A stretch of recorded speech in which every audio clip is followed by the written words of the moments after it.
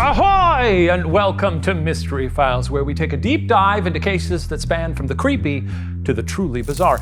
I'm Shane, and today I'm here to tell the tale of the Franklin expedition to my shipmate Ryan. Oh, I was about to say, you left me out. No, you're here. Oh, okay. Oh, come on aboard, buddy. I'm gonna come on aboard. You look like you're dressed to the nines. So do you. Yes. It's kind of cool that you could wear an outfit from pretty much any kind of era, like a uniform. If I were to put that on, it would be a costume, you know? It looks like you belong. I guess that's true.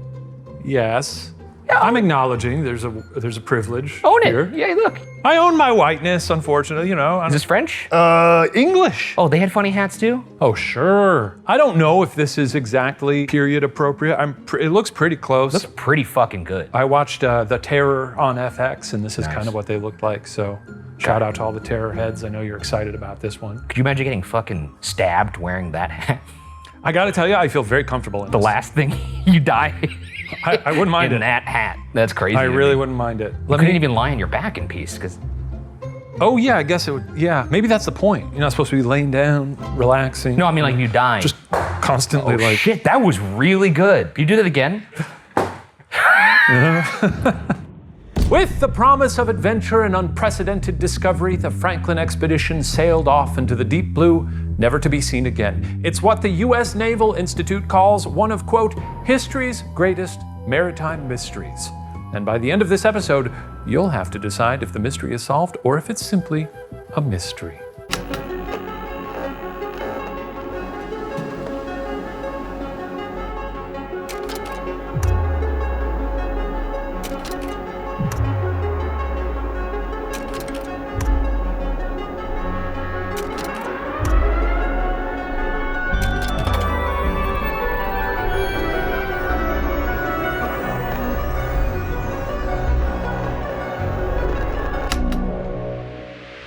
Oh, hey there, it's me, Shane, from the show you're watching right now. Before we get into the Franklin expedition, which is fascinating, by the way, I want to tell you about today's sponsor, Whatnot.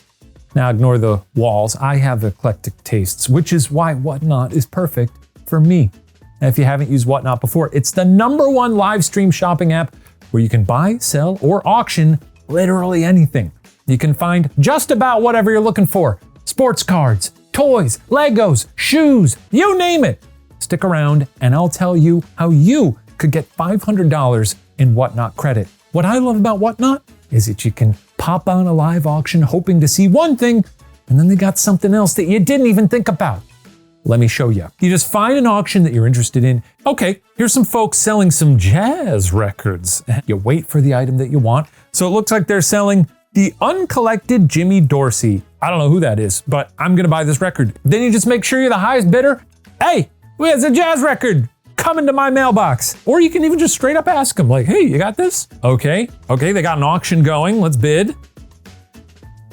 And we got the Green Goblin. I'm the winner. I won it all. I won the jazz records. I won the Green Goblin. It's mine. But what's more fun than watching me find stuff that I find cool? Well, it's you finding stuff that you find cool. And no matter what that is, Whatnot has it. Use our link to get $15 off your first purchase anywhere on the app. You can scan the code or click the link in the description. Plus, if you follow me on Whatnot, you'll automatically be entered to win $500 in Whatnot credit. That could get you plenty of jazz records, Green Goblin action figures, whatever you want. So I'll see you on the app, and happy hunting. Now back to the show. On May 19th, 1845, the Franklin expedition launched from Greenhithe, England, sending the HMS Erebus and the HMS Terror, along with 129 crew members and officers, to uncover the final portion of the Northwest Passage, which linked the Atlantic and Pacific Oceans. Now, up until that point, exploration of the Arctic coastline had been relatively successful, and many were optimistic about finding the seaway connecting the two oceans. The Northwest Passage had posed one of the most intense maritime challenges for explorers in history, and was only discovered after decades of effort and failed expeditions. The passage is located 500 miles north of the Arctic Circle, only 1,200 miles from the North Pole, and consists of around 900 miles of deep channels through the Arctic archipelago. It is now known to involve a hazardous journey through a stream of tens of thousands of giant icebergs, some reaching 300 feet in height. It was really called the HMS Terror, huh? The Terror and the Erebus. Why did they call it the Terror? I guess if you have a ship, you might as well name it something scary. Right? Yeah, I mean, you could see it that way, right? Where it strikes fear into your enemies' hearts. It's like, the Terror is coming. But at the same time, if you're doing an expedition, You don't want to be on something it's like, called the welcome Terror. aboard the HMS. Oh, fuck! All of this information was, of course, still unknown in 1845, despite explorers having searched for such a passage since the 15th century, hoping the discovery would provide a faster trade route between Europe and Asia. During the first decade of the 19th century, discovering the Northwest Passage held such mythic importance in the Victorian imagination, it could be compared to what space exploration represented for the United States in the 20th century. Any thoughts about the Northwest Passage? I wouldn't go there. What do you think about this era where they were like, what's going on with the world?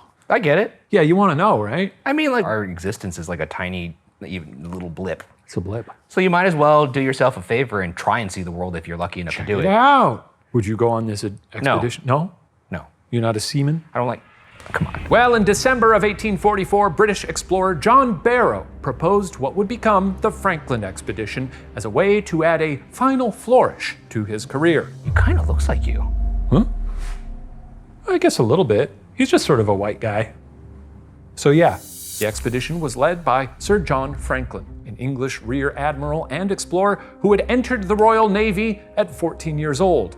Although Franklin was considered quite old to lead an expedition, he was selected by the Admiralty likely because the ships would also be captained by two younger naval officers, James Fitzjames and Francis Crozier. All three men had several years of experience in polar exploration, and by all accounts, the success of the expedition seemed distinctly possible. In addition to the worthy crew, the ships themselves were also set up for success in the Arctic. Both the Erebus and the Terror had bows reinforced with extra layers of wood and iron as additional protection against ice. They were also outfitted with technology never before used in an Arctic voyage, repurposed locomotive steam engines, which would hopefully assist the ships in navigating unfavorable winds or fractures in the ice. By all previous standards, the Erebus and Terror would have been considered both powerful and luxurious, and were also very well stocked. Their provisions included cattle, pigs, and hens to be eaten in the early stages of the voyage, as well as 8,000 tins of preserved meat, vegetables and soup, 36,487 pounds of biscuits, 9,450 pounds of chocolate, 9,300 pounds of lemon juice to help prevent scurvy, and 3,684 gallons of spirits. The ships also held a large library of plays, novels, religious texts, and accounts of previous Arctic expeditions to keep the men occupied. And the HMS Erebus even had 3 pets on board: a Newfoundland dog named Neptune, a cat used to catch rats on the ship, and a monkey named Jacko. I love that. What about Jacko? That's fun because, like, anytime you see a pirate film, there usually is some They sort got of- a monkey. They got a monkey for some I reason. wonder why they brought monkeys. Maybe they're just fun companions. You know, you're stopping on isles, you know, throughout the Pacific or something. They're Yeah. in the Atlantic here, but I guess if I'm stopping on an island, I'm picking up a monkey. You set out on these ships, you basically have to bring everything that you're gonna need for, some of these things would go 3-4 years. For sure. That's why you gotta pack your monkey. You pack it up, you gotta pack that monkey. By all means, the Franklin expedition was more primed for success than any previous attempts to find the Northwest Passage. But in a shocking and puzzling turn of events, the journey turned into what is now considered one of the worst disasters in the history of polar exploration. I mean, how many of those could have gone well? Not only, yeah, it's gotta be rough. And that's saying something. I know. I'm gonna take my hat off because it's very heavy. The AC broke down here in the basement too, so. Yes, that's true. Flying hat out. Which is why I'm dressed like it's summer. What do you think could have gone wrong, Ryan?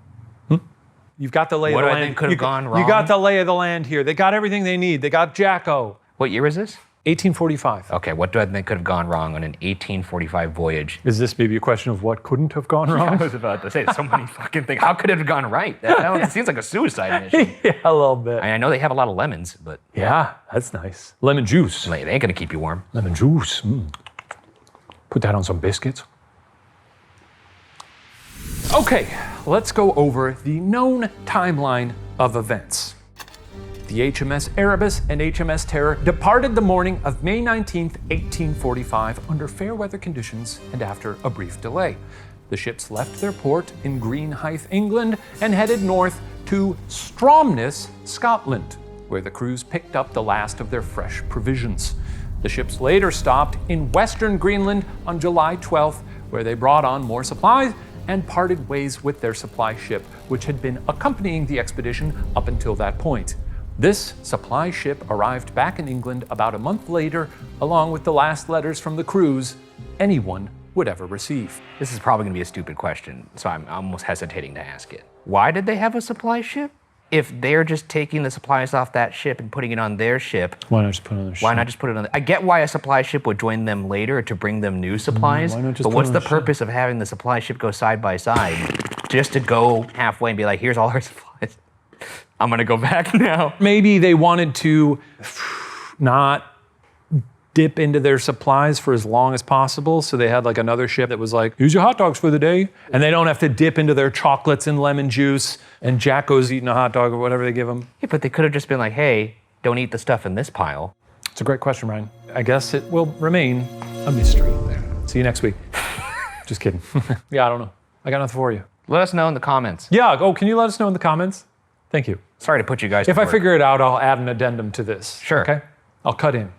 Let's see if I figured it out. Don't be sassy with me either if it's like an answer that's obvious, because you didn't know it either. I didn't know it either. I And admit. you better not cut out this part where you're like, I didn't know it. No. I admit.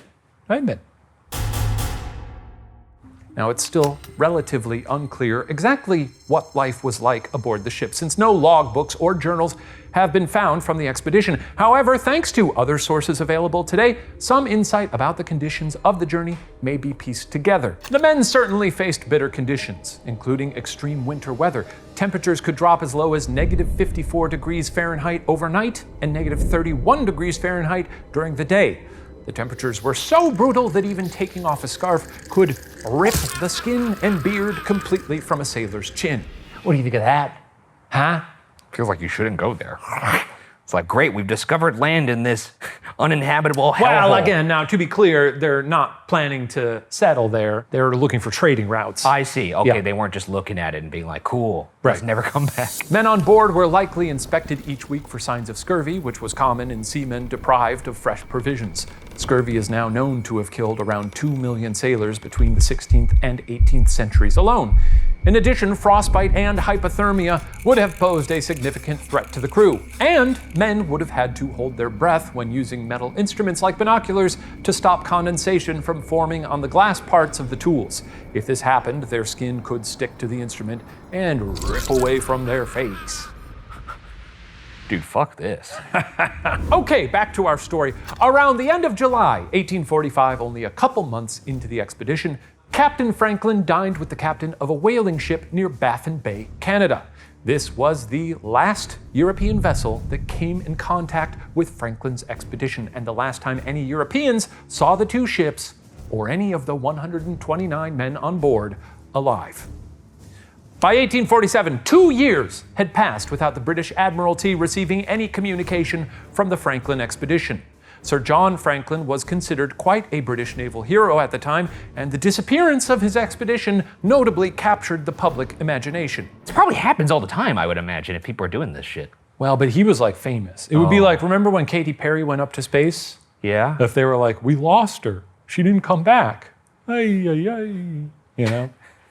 Everyone would be like, that's crazy. That would be crazy. That's a good comparison. Now that would be. I don't know if that's him. I don't know if they're like, you're going to die, you know? Yeah, because it seems like they're deliberating something. They're like, we're gonna lose you. There's something going on to the left side of frame. Oh, they're scheming. Right here. Right here is where we'll lose him. The Admiralty sent out an initial search party to find the ships without any success. Following that search, another 39 missions were sent to the Arctic, partially thanks to the persuasion of Franklin's wife, Lady Jane Franklin, along with pressure from the British press and Parliament. Search missions were deployed on land and sea in an effort to solve the mystery. And in 1850, the British government even offered a reward of £20,000 to anyone who could discover and effectually relieve the missing crews, as well as £10,000 to anyone who could share information about the expedition in general. This became what may have been the largest search effort in history up to that point, though none turned up any evidence of what befell the missing ships. Why didn't they just do that in the first place? What do you mean? They sent 39 ships to go find them in this dangerous place, or something they were trying to explore. I mean, they clearly didn't make it through the dangerous place. I see. I just feel like if they all would have went, maybe they would have had a better chance. But Oh, like they should just send 40 ships at once? exactly. I mean, they already sent a supply ship. I think having that many ships, it probably gets pretty tricky to maneuver. Oh, like choppy or something like the water? Choppy. I see. One big long line, though. I mean, it sounds like a good idea. Why didn't you guys think of that? So I'm going to assume that this guy was never found. Okay. Well, the first traces of Franklin's expedition were found in 1850 on Beechey Island in the Arctic archipelago of Canada, at what was believed to have been the crew's first winter camp. Here, a search party found a trio of graves which marked the expedition's earliest known deaths, as well as hundreds of discarded tin cans, snow goggles, and cutlery. The deceased crew members were 20-year-old John Torrington, 25-year-old John Hartnell, and 32-year-old William Brain, who had died between January 1st and April 3rd, 1846, less than a year into the expedition. In 1984, over a century later, an exhumation and autopsy of Torrington and Hartnell's remains found that their deaths were caused by tuberculosis, pneumonia, and lead poisoning. Many would believe that lead poisoning played a significant part in the demise of the expedition, which still didn't account for the missing ships, but more on this later. Hey, we know all about lead poisoning. Yeah, we do. Lead is fucked up, man. Yeah. And these people were eating lead, as far as people believe, out of a can that may have given them lead poisoning. Sure. That's a little something we'll tackle later, but that's fucked up. I mean, look, if you're a millennial or Gen Z and you have parents, they probably got lead poisoning. They're cracked, man. Like from a probability standpoint, that's Yeah. what you learned. They probably got lead poisoning. Yeah, sorry. They have no compassion. They simply can't feel. Unfortunately, if your parents tell you they love you, they don't mean it. Because they ate a bunch of paint chips when they were young. They eat paint chips. Now, the next major discovery came just months after the British Admiralty officially declared the officers and crew of the Franklin expedition dead. The first official report of the expedition's fate arrived in Britain in 1854, written by Scottish explorer John Rae. The report was based on Inuit testimony as well as salvaged artifacts. Much of Rae's report was discredited, and Inuit testimony was largely overlooked due to racism and the Western tendency to value written over oral statements. Many years later, however, these testimonies would prove instrumental in uncovering the truth.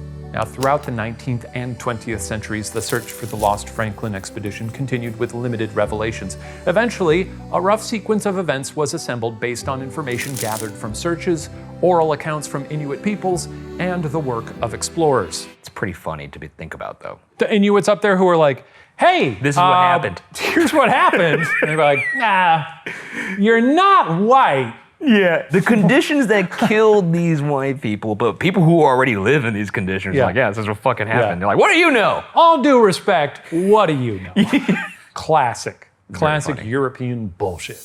Another early key resource in compiling this sequence of events was the Victory Point Note, which had been discovered in the Arctic archipelago in May of 1859 by Lieutenant W. Hobson. The handwritten note, which had been tucked into a stone cairn on King William Island, was dated April 25th, 1848, and apparently written by Captains Crozier and Fitzjames after abandoning their ships. Scribbled in the margins of the standard Admiralty form, the note stated that the Erebus and Terror were abandoned on April 22nd, 1848, nearly 3 years after they left port, and had been stuck in ice since September 12th of 1846. Damn. It's a long time to be in the ice. Yeah, you would think it could melt off just enough, at least, over a course of 3 months or something. Yeah, you would hope. I don't know. Ships is tough. I don't get ships, dude. They're fucking crazy. Ships is How would tough. they be floating like that? They're so big. Buoyancy. Isn't it a crazy concept? Feel me out here. This is maybe a dumb thought, and it is. Okay, know what? I'm not going to judge. I want to hear what you have to say. Okay, a big ass ship, right? One bigger than this building. Put it on the ocean, floats. Yeah. Standard issue Apple. Put it on the ocean, sinks. Put the Apple Does on the the... apple sink? I think so. Oh, no, wait, no. No, Apple- you bob for him, wait. brother. A dumbbell. Yeah, a dumbbell will sink. Put the dumbbell on top of the ship. Then it floats. That's how liquid work. What would they call that? Physics, I guess. Sure. You know. I don't know if Tic Tacs sink, but that's even crazier. Put the Tic Tac on the ship, now it's floating. That's not crazy. Okay, just like from You think it's crazy that a Tic Tac could sink, but you throw it on a boat and it doesn't put it what? this way. Because you're saying a Tic Tac is tiny. Yes, a Tic Tac is like this big. Like if you were showing it to a child and you were like, look at this thing right here, and look at this fucking big thing right here. Which one do you think is gonna sink? Well, but I guess that is a child's understanding of what sinks, because it's not about weight or mass. No, but I'm saying that's like, even if you showed it to like an alien, I bet. Alien would know. How he get here? How do you know that? He's traveling through space and then he get here and go. Every alien's smart enough to get here, but suddenly they're like, wait, this planet that's almost completely covered by this thing is my undoing? Okay, but that's just science. No, it's not. Let's move on. Before that, the note stated that the Franklin expedition spent the winter of 1846 to 1847 on Beechey Island before traveling down the Peel Sound in summer of 1846. Now, these dates, however, contradicted the earlier found graves, which suggested the crews had actually been on Beechey Island during the winters of 1845 to 1846. One author has suggested that the elementary mistake of confusing dates on the journey suggests the captain's memories were clouded, though it's unconfirmed whether this would have been caused by lead poisoning, exhaustion, scurvy, or a combination of these and other factors. Now, later in the note, it said both the Erebus and Terror became trapped in ice off King William Island, and the men were forced to spend the winters of 1846 to 1847 and 1847 to 1848 on the island. At that point, 105 crew members and officers departed on foot for what is now called the Back River, under the command of Captain Crozier. This journey on foot would have spanned 248 miles and required all 105 men to traverse King William Island and cross sea ice before reaching the river. A treacherous journey indeed. Jesus Christ.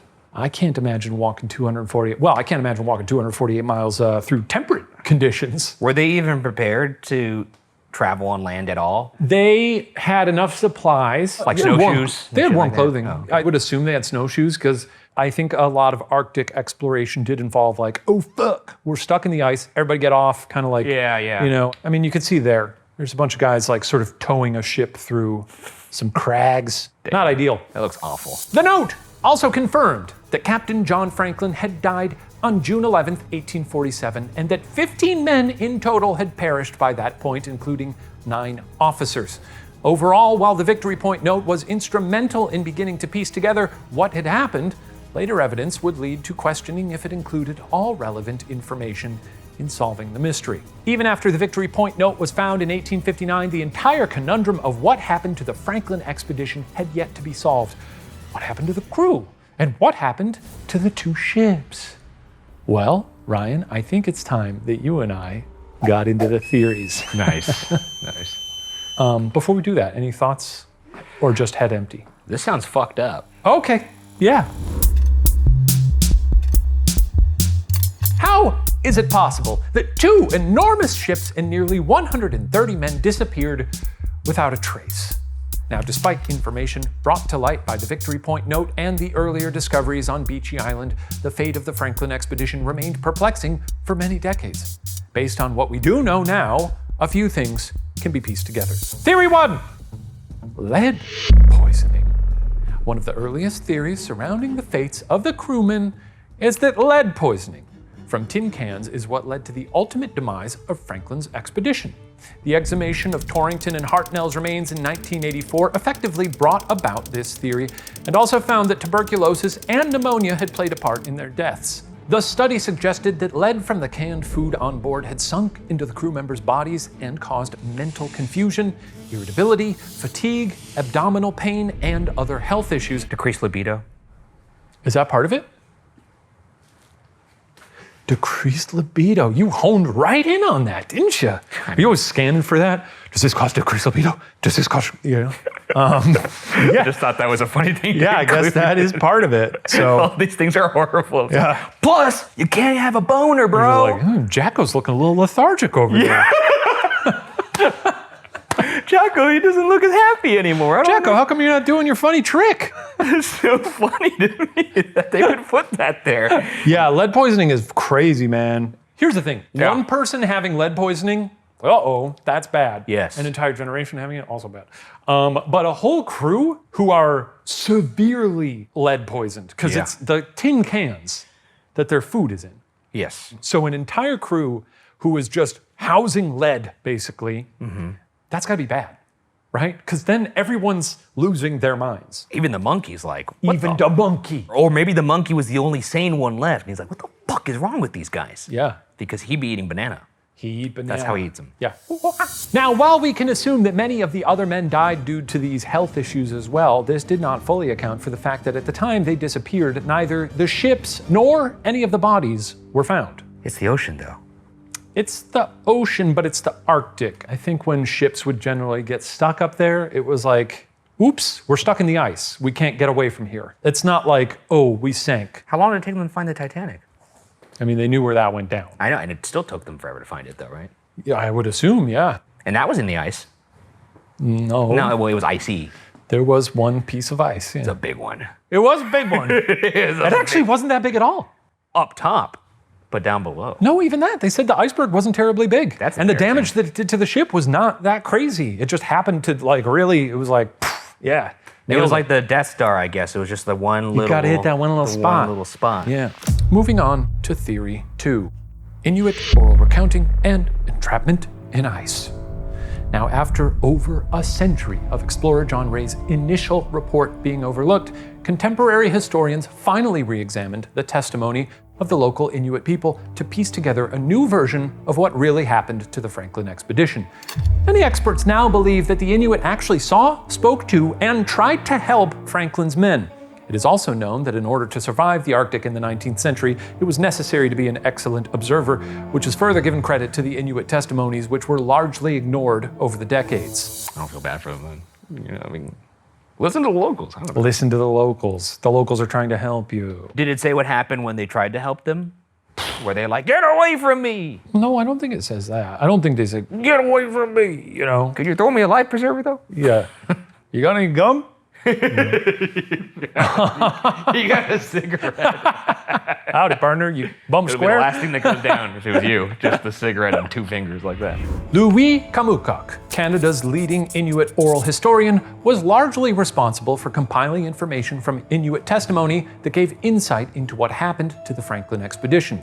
He conducted his interviews of Inuit elders for over 30 years, collecting stories passed down about the expedition. In the 1990s, Kamukok compared this information to scholarly literature and analyzed the information with his interviews of Inuit people, and was able to reframe accounts which up to that point had stumped Western historians. Previously, the standard reconstruction of the Franklin expedition had suggested that the men abandoned their ships in 1848 and died while traveling south on foot that same year.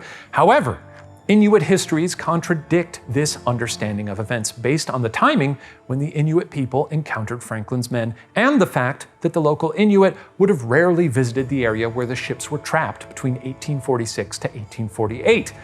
Based on this understanding, researchers now believe that while the Victory Point note stated that the ships were abandoned in 1846, this was actually only a temporary desertion.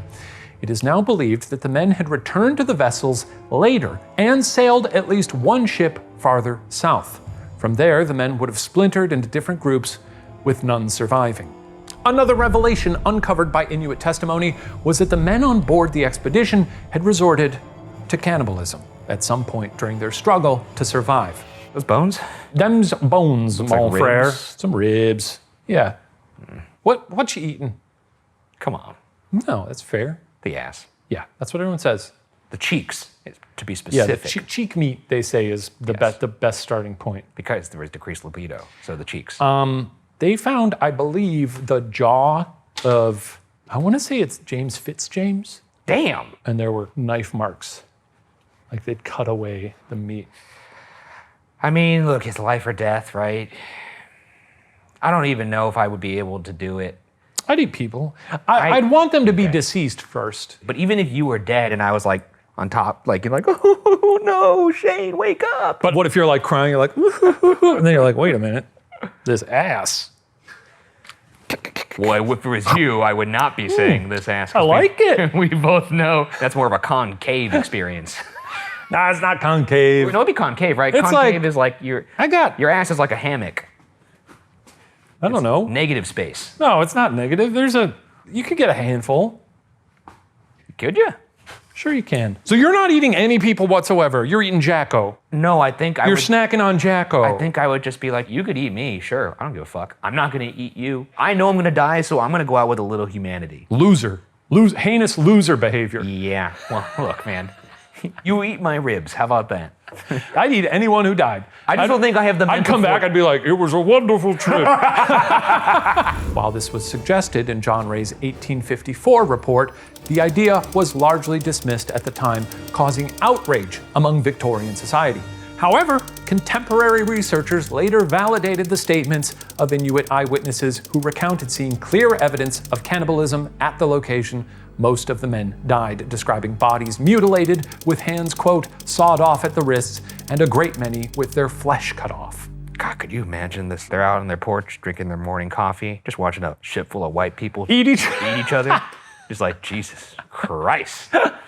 Yeah. Like, I'm not even trying to feign some sort of like Moral superiority? I just don't think I could do it. You couldn't bring yourself to it. I think in some cases death might be better. Even if the person's already died? I just don't think you're gonna make it out of this. Yeah, but what if you could live another, 4 months? What's the point? You're gonna be fucking. They got books. You could read a nice book. Sure, I could read a book. I could read Hamlet. You could until read my one dick more. falls off. You could read one more book if you eat some guy's ass. That's a nice trade-off. Depends how good the book is. It would take over a century before the accounts of Inuit witnesses were seriously considered and investigated, but eventually this evidence became invaluable to researchers and historians. Today, research surrounding the expedition has continued to increasingly include the Inuit perspective while piecing together the mystery of events. After all, their testimony had been correct all along. Even with these revelations of what might have happened to the crew, a question remained. Where the heck were those boats? Now, the mystery of the two ships' fates finally began to unravel in the 2010s, and thanks to a combination of Inuit oral histories, the work of modern explorers, and modern technology, the mystery is now, for the most part, solved. Parks Canada, which oversees Canada's national parks and historic sites, began a multi-year search in partnership with archaeologists, historian Louis Kamukok, Inuit elders, and private organizations such as the Arctic Research Foundation, with the goal to retrieve the HMS Erebus and HMS Terror. In September of 2014, a breakthrough was made when a Parks Canada-led expedition located the HMS Erebus in the Queen Maud Gulf of Nunavut, 80 kilometers south of King William Island. Using high-tech underwater equipment and cross-referencing locations mentioned in Inuit oral testimony, sonar screens of searchers suddenly showed a clear image of the ship after years of looking for signs of either vessel. The Erebus was found standing upright, only 11 meters below the surface of the ocean, with evidence of sea ice having taken a large part out of the stern. So it was found 11 meters, roughly 36 feet, below the surface of the ocean, which doesn't necessarily mean it sank at the time, so much as like it was stuck in the ice. Then over the years, melting, different seasons, it slowly submerged. But largely intact. That's crazy. It is crazy, yeah. 2014. I guess if it was stuck and then global warming, water rising at least that many meters, right? Well, even seasonal, Yeah. storms, water, all that. That's why I corrected myself. I was like, oh yeah, global warming. Yeah, of course. It definitely would be underwater. Climate change, as some say. I mean, it's real. I'm not saying As some say. climate change. 2 years later, on September 3rd, 2016, the HMS Terror was found in pristine condition. The ship was located in Nunavut's Terror Bay. Why didn't they think to look there? Around 100 kilometers north of where the Erebus was found. Both ships were nearly on the same longitude, more or less north and south of one another, precisely in the location the Inuit had said they would be. There it is. They saw it happen. They saw them eating each other, and then they got in their boats, and then they went over there, and then they ate each other over there. This is exciting to me because it's nice to know that in this modern era, as recent as the 2010s, things being discovered. No, it's super interesting. I mean, it's why people are still obsessed with the Titanic. We got that one though. We know what happened there. No, but for are there sure. other things that you hope will Be discovered? put to bed? Bay of Jars. Bay of Jars. I don't know what that means. Wait, What you is know? that? I think it's near grease. A bunch of jars? There's a bunch of jars on the ocean Whoa. floor, like a shitload of them. But it doesn't make any sense because there's no recorded vessel that ever went over that round. And there's no civilization that was supposed to be there either that could have sunk. So it's like, why are Where do these jars come from? Where are these jars here? I like that. Maybe we'll cover that. Maybe we'll cover that. Numerous dives in the ship's locations recovered various artifacts which helped the understanding of what life was like aboard the Erebus and Terror. As of 2024, archaeologists have recovered over 1,500 artifacts within the shipwrecks, including books, scientific tools, hairbrushes, and toothbrushes. And twins! And twins! Oh, and those twins. It's a season-long runner. Recovered artifacts are now jointly owned by Parks Canada and the Inuit Heritage Trust, and the shipwreck locations have been classified as a National Historic Site. They are the first historic sites in Nunavut to be co-managed by Parks Canada and the Inuit through the Natilik Heritage Society and its guardians. Now, while both ships have been found, there are still many questions surrounding the expedition and the fates of their crews. According to Russell A. Potter, author of Finding Franklin, The Untold Story of a 165-Year Search, the discovery of the shipwrecks have answered as many questions as they have raised new ones. Potter argues that finding the ships doesn't necessarily mean the entire mystery is solved. Rather, the shipwrecks give researchers more information about what other questions there are to be asked about what happened to the men on board. The fate of the Franklin expedition's eponymous captain, Sir John Franklin, still remains a mystery. Louis Kamukak believes Franklin was buried on the uninhabited west coast of King William Island, though it is unknown how he died. No other written records of the expedition are known to have survived besides the Victory Point note, though some experts believe there may be documents in Captain Crozier's desk, which has already been found underwater and photographed in the shipwreck by a remotely operated vehicle. Research surrounding the shipwrecks is still ongoing, and continued involvement by the Inuit community is proving successful. Perhaps soon, documents recovered from the shipwrecks may further answer remaining questions about the expedition. All right, Ryan, it's that time of the episode. We're nearing the end here. You've learned everything you need to learn. Would you consider this solved? What's the mystery again? They got fucked up in the ice, but what happened to them? We have no idea, what happened. We kind of know. But where are the guys? They fucking ate each other. Some of them. But Where's then- the rest of them? At the bottom of the ocean, probably. Some people think maybe they found lives with the Inuit people. Bullshit. They think that! That wasn't even a theory. No, but it happened in the TV show. I don't know. Maybe it was basically... What are you talking about, dude? Spoiler. Over a century ago, 129 hopeful explorers boarded two of the most innovative ships in nautical history, never to be heard from or seen again.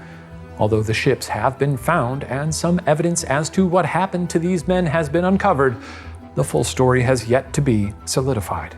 So what do you think? Is it still a mystery? One big question remains. How could a crew of 129 experienced sailors with enough supplies to last for several years all die in an area other explorers had managed to survive in the past? Answers to this question are still debated, and some predict they may never fully be answered.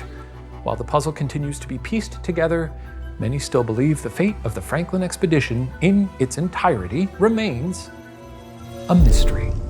Yeah, it's probably got a combination of all those Yeah, things. probably a bunch of, Scurvy. They got fucked up. Scurvy and the snow. Don't go to the They Arctic. ate each other. If you live up there and you're thriving, good for you. Good. But if you're a white boy from England, don't get cocky. Well, that's gonna do it for this one. Crazy. It's fucking crazy, man. It is nuts. Just sounds like a horrible time. Yeah. Sounds like the worst time ever. Thanks for watching, and we'll see you next time.